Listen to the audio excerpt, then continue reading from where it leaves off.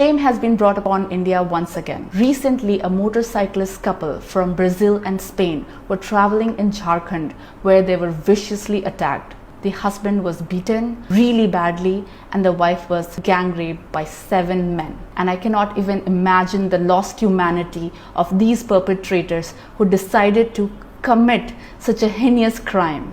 But there were some things about the story that I really want to talk about.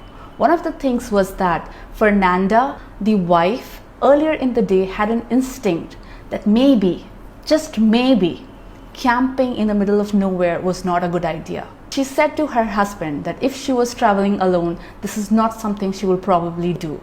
But the tourists avoided their gut feeling, which was a great mistake. I think the first thing you have to remember while traveling across India or anywhere in the world is that when it comes to safety, do not ignore your gut instinct. Your gut instinct is always right. Secondly, do not camp in isolated places. In a lot of countries, it is okay to camp in the mountains or isolated places, but Jharkhand or India is not one of those places. And while you can get away with it many times, this is something you should avoid. Instead, if you really have to camp and you can't find accommodation, do it in a residential neighborhood, close to people who are living in families, close to a community, because this will ensure that you're safe. And don't be afraid of asking help from Indian people. They are very helpful, especially families. So if you're close to a residential area and you need help about anything, go into a home, ring a bell, knock a door. This is not like Canada or USA, where people will come out being really mad with a gun if you just knock at the door. In India, people are very welcoming. So if you need help, just go and ask for help. India is vast and things can happen here.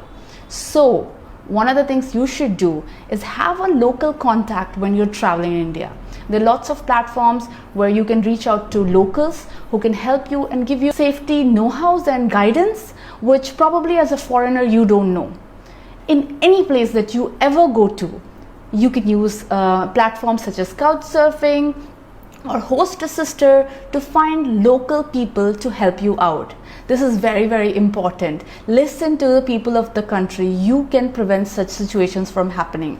And as for the criminals who did it, I hope they are punished so severely that this becomes a lesson for anybody who's ever thinking of committing such a crime against women and also against men, because her husband was also really badly attacked.